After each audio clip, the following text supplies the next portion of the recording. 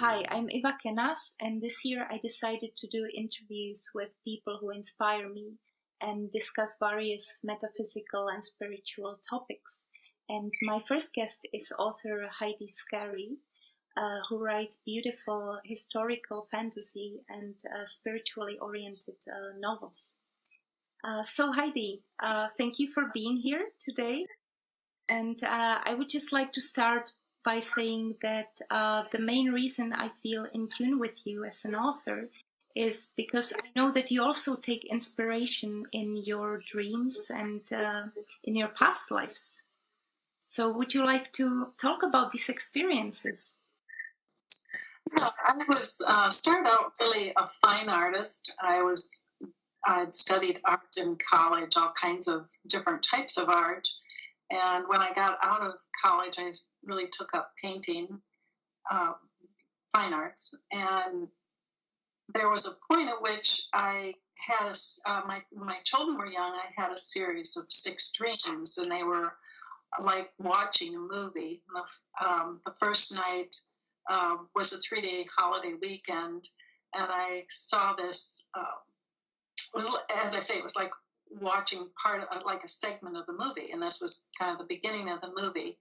And when I woke up, because my husband was home, he was able to watch our 3 children while I wrote down the dream. Well, the next night, the dream actually picked up where it left off and continued this exciting movie adventure that I was watching.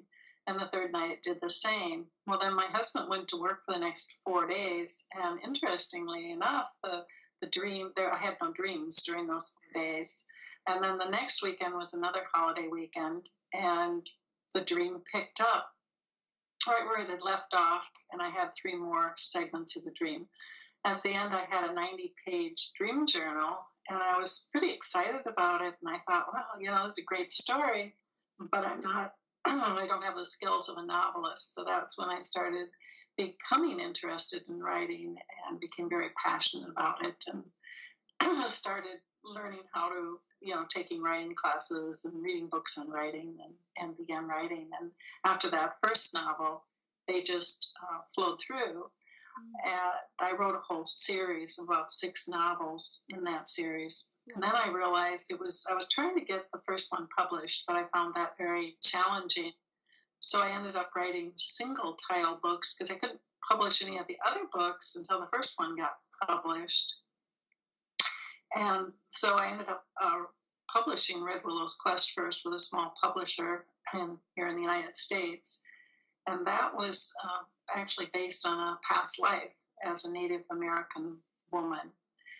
And it was an exciting adventure to write it. Since I had been writing this science fiction, I started writing it as a fantasy because that's sort of what I was familiar with. And then as I continued writing, I realized that I was really writing about the Native American culture. And I was about on chapter 4, and I just was thinking about going back to the beginning and rewriting it as Native American. And right at that time, a friend sent me their manuscript to read.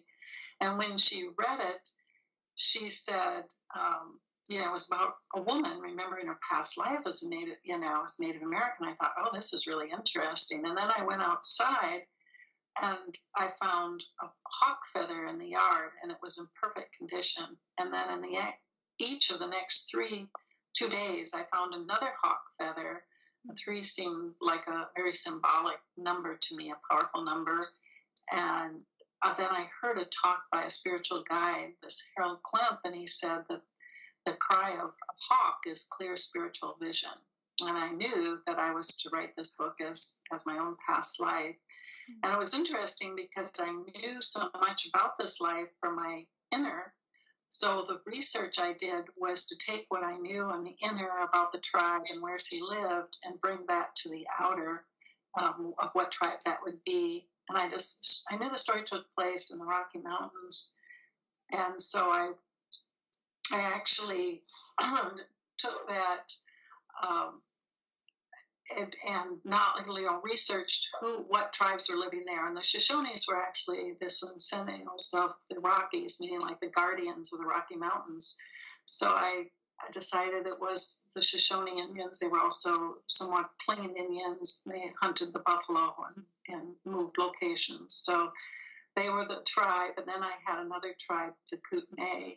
And when I went west to do more research, because a lot of the research that I was doing, I couldn't get detailed enough in Minnesota because it was mainly about the Native Americans that lived here. So I went to the actual Rocky Mountains and I purchased a book for my children about a young girl that was a Native American. And when I got in the car, I turned it over and I realized it was about the Kootenai Indians. And I was very surprised because when I had written it as fantasy, I called them Kootenai and I'd even spelled it the same way it was in the book. And so these sorts of things, my inner guidance was all, I was just sort of being guided all the way along the process of remembering this past life and recording it. And I was able to talk to a tribal leader.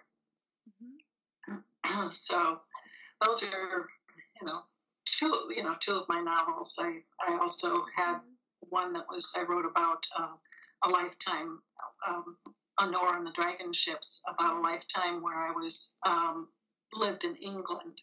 Mm-hmm. And then I was kidnapped off the coast of England, and the second was actually a historical event, the second large Viking raid on England, which was called Northumbrian then, and I was taken to Norway. So that whole adventure, and that was interesting because in that lifetime, my current husband was the Viking that ended up being one that kidnapped me, but it wasn't a bad thing. It was actually an agreement as soul between the two of us to come together in that lifetime. And it took me a while in that life to realize that. Mm. So, and my husband and I actually did travel to Norway to see where we had lived in that lifetime. That's amazing. How did you feel when you found these places? Well, it was pretty amazing to go back there.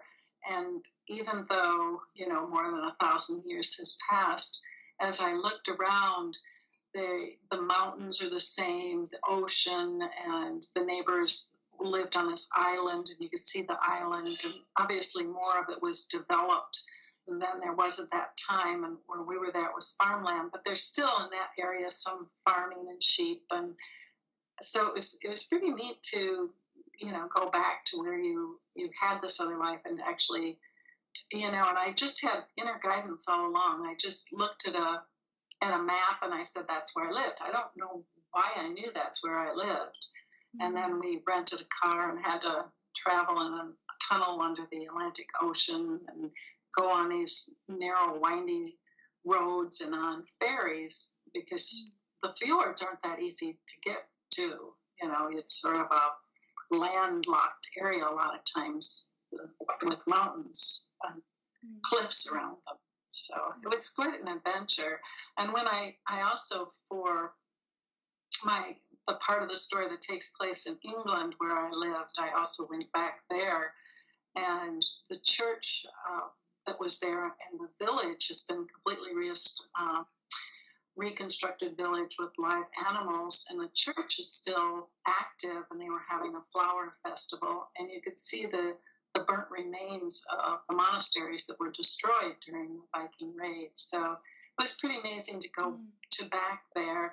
Some of it looked quite a bit different. They've done some rearranging of how the river flows and stuff, but just to have those things there, I mean, it's almost like a miracle. Like, how can this be that this is still standing and still being used and after all these years? But time sort of, collapses, and you enter into these past lives where time doesn't exist the way we know it now. I mean, they didn't have watches or calendars the way we do now. Or even the Vikings, and the Native Americans didn't even have a written language. I mean, the Vikings had some runes, but not quite the way we do nowadays. And I wonder if your husband also remembers something from this past life, or is it just your memory? Yeah. Well, I think for him it's not as much on a conscious level, but he certainly has always identified. He's 100% Norwegian, and he very much, identifies with the Vikings. And we would go to Viking museums and exhibits that would come to town, and there's a rune stone in northern Minnesota, and he's read books on it, and I think there's this part of him. That's one way I think that we can tell that something's a past life, is when we have strong emotions and memories and interests, like even when you go to a book or you read a historical book about something, and it just you're drawn to it. You want to find out more about it, or you're repulsed and afraid of it. Don't want to go there. Yeah, it's very interesting. And I also wanted to discuss this idea of our ancestors providing powerful spiritual guidance at times. Because the way I look at it is that our ancestors are like the roots of our family tree or tree of life, and that they help us grow and expand spiritually. And I use this idea in many of my novels, and I noticed that you do so as well, particularly in the Anur and the Dragon Ships and the Red Willow's quest. In Red Willow's quest, she very much of course, her grandfather initially is alive in the story, and he guides her on her spiritual quest, and when her grandfather dies, he continues to guide her inwardly. I think we can have dreams and support from our, some of our ancestors. I know I've had dreams with my grandmother and my mother-in-law in this lifetime, and there's always something there to learn from those experiences. That part of what you're learning is death is an illusion, that we change form, but we don't really ever die.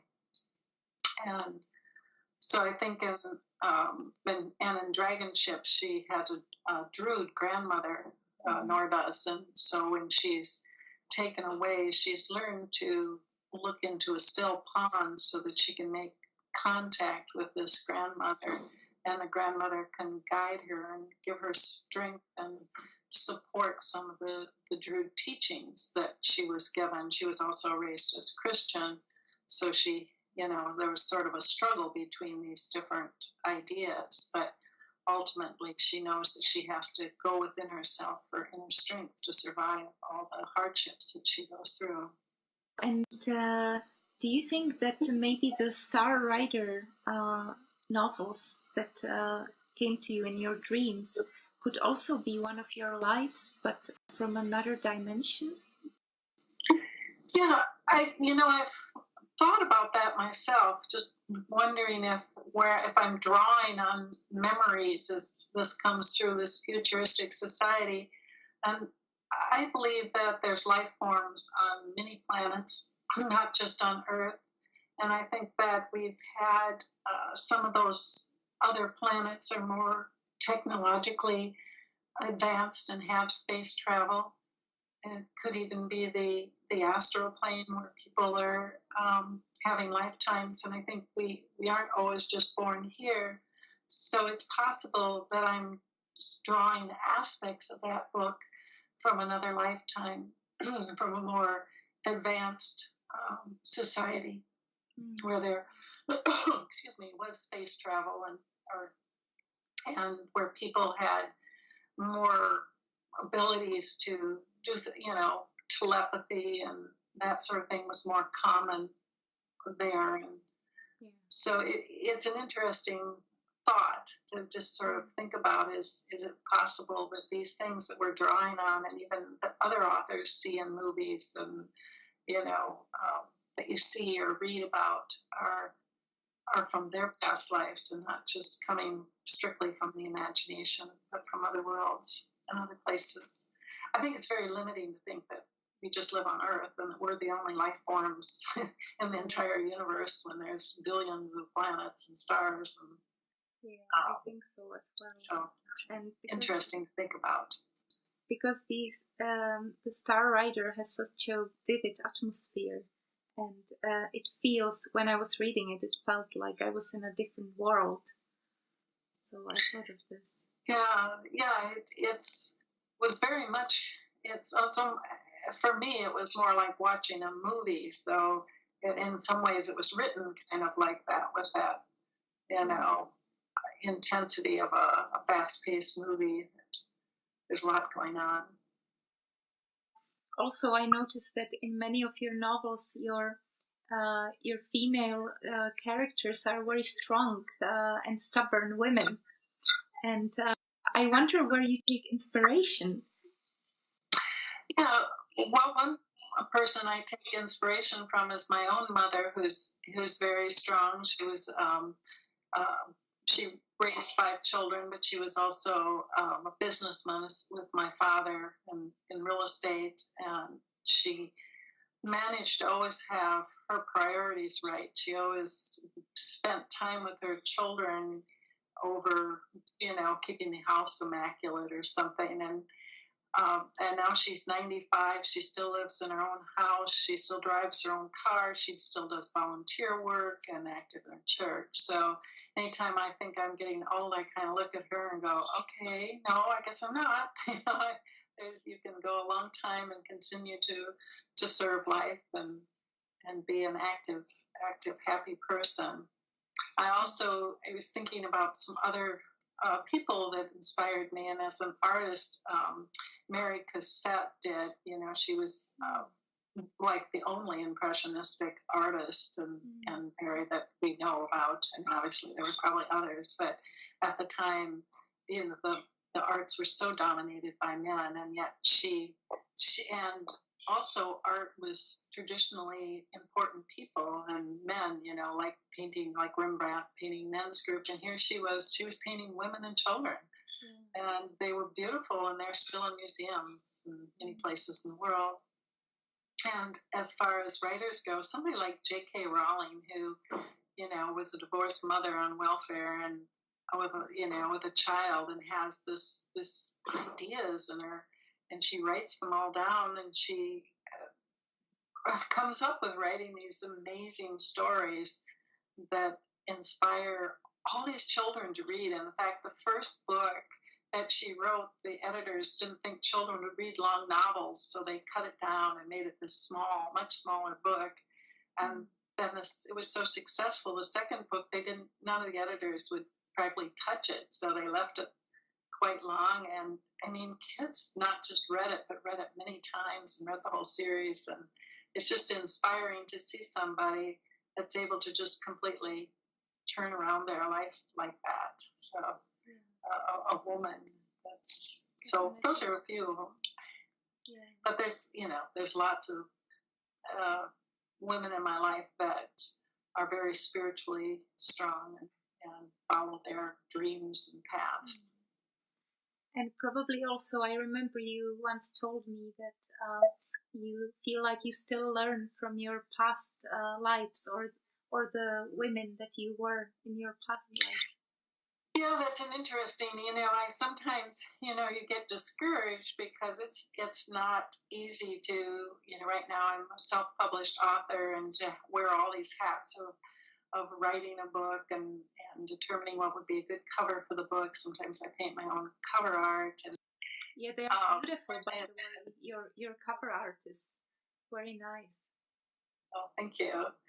So I think that I get discouraged, and then I remember this past life as Red Willow's quest, and how Red Willow had this determination, despite her tribe and obstacles, to go on a vision quest and follow her dreams, and even go back and listen to her inner guidance, go back to her tribe, even though she, at that point, would rather go with this man she loves, but she always chooses what her inner guidance is, and to be that strong and that dedicated.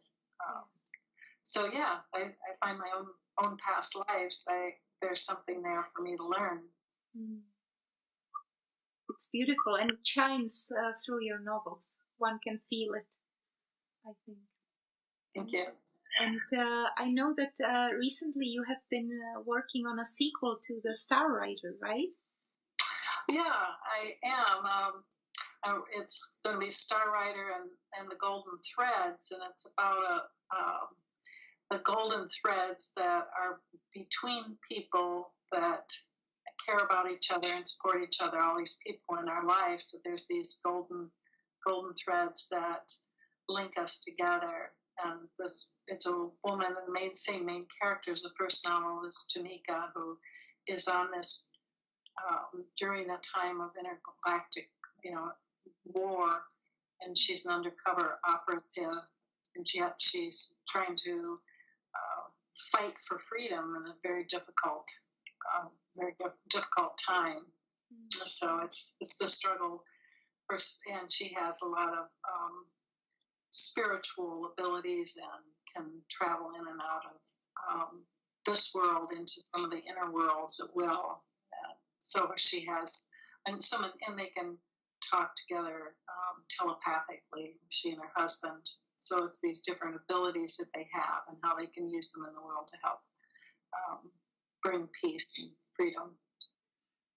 All right, Heidi. So thank you for talking to me today. And I wish you the best of luck with your novels. Thank you. And I hope one day maybe we can meet again and discuss different topics. Thank you, Eva.